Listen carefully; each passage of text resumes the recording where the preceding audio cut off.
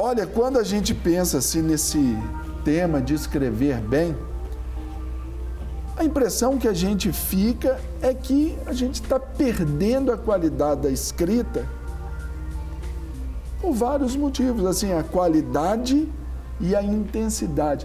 Essa é uma impressão, de fato, real ou é só porque a modernidade veio e o computador já nos sugere essas mudanças mesmo? Olha, Sérgio, essa questão ela é primeiramente cultural. Ou seja, nós temos então esse problema, vamos dizer, no Brasil, onde a prática da leitura é escassa. Então, a produção textual, em qualquer segmento, em qualquer ramo, como você disse, em todas as áreas, isso depende da leitura. Então, se as pessoas elas não têm o hábito da leitura sistemática, com certeza elas terão dificuldade para escrever, porque elas não saberão organizar o pensamento, sistematizar, organizar ideias.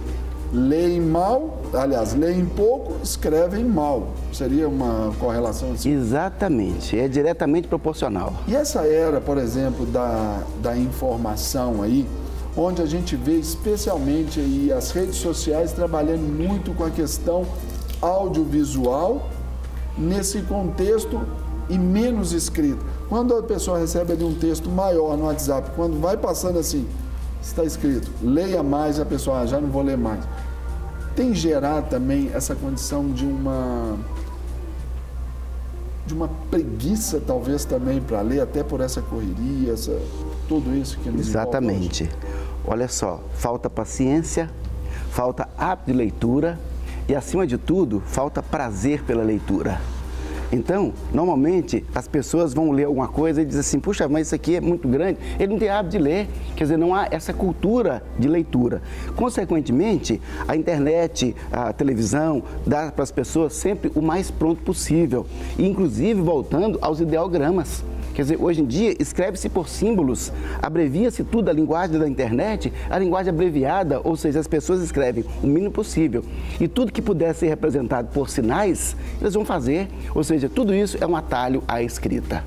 Olha só que interessante. Hoje a gente voltando aqui à era dos símbolos, porque os emojis aí são os que mais comunicam nas nossas relações ali sociais. Exatamente. Via internet.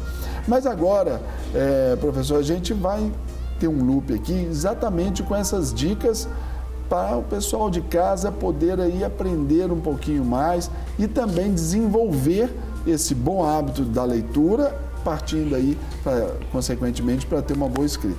Então, o primeiro tópico aí do nosso loop aí para esse dia, você tem aí, que é uma leitura sistemática. Isso.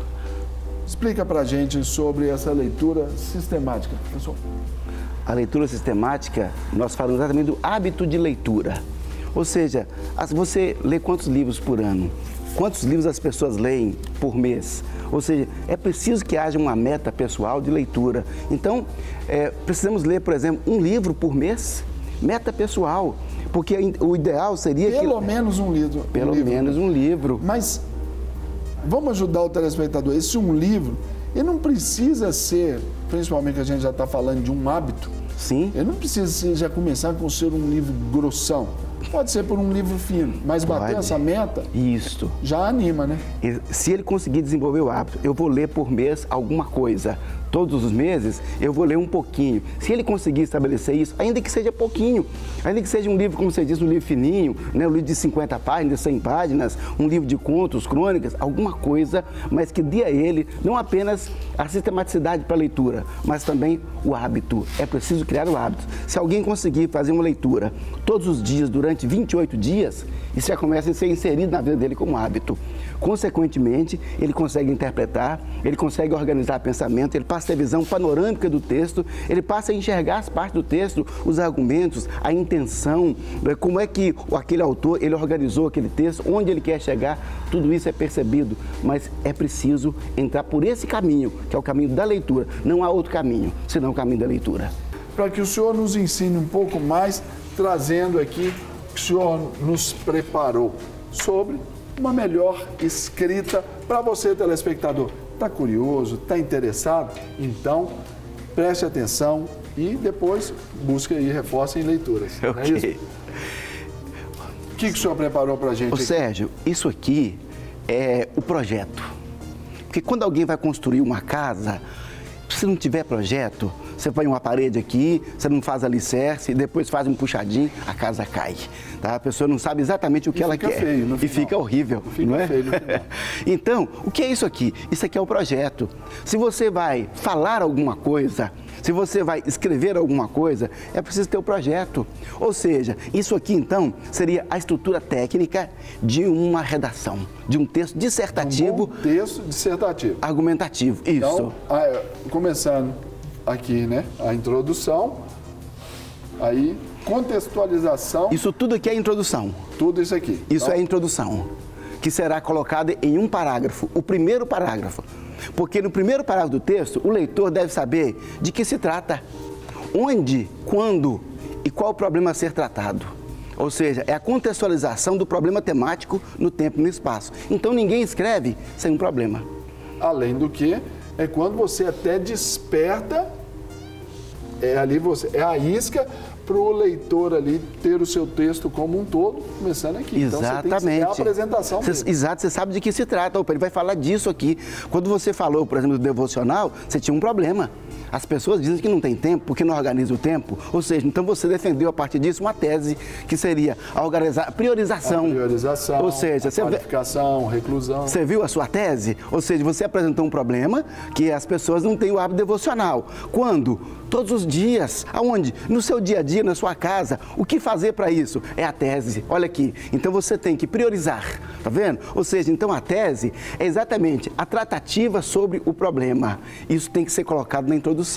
Ou seja, hoje temos tal problema, isso acarreta isso às pessoas. Onde? Tá? No Brasil, em Minas Gerais, em qual tempo atualmente, desde tal época. E em seguida, a tese, é a tratativa. Como é que nós vamos resolver isso? Lidar com esse problema. Então, você diz, olha, você deve priorizar. Para priorizar, então, o que você deve fazer? Organize o seu dia. Argumento 1. Segundo, tá? Prepare antecipadamente o seu material. Pronto. Aí você agora vem o desenvolvimento. A introdução. Aí o desenvolvimento. Agora você desenvolve o argumento 1. O argumento 1. No outro parágrafo. Por exemplo, que foi a priorização. Depois o planejamento aqui do outro dia. Parágrafo. Aí vai outro parágrafo. E depois a conclusão, a retomada. Você vai dizer, portanto, olha aqui, tá? A priorização do tempo e a organização do material antecipado. Você vai experimentar a glória de Deus. Leva você a uma devocional onde você vai conhecer a glória de Deus mais intimamente. De Deus. Para receber todas as novidades do canal, inscreva-se e se curtir o vídeo, clique em gostei. Aproveite para acompanhar a Rede Super nas redes sociais.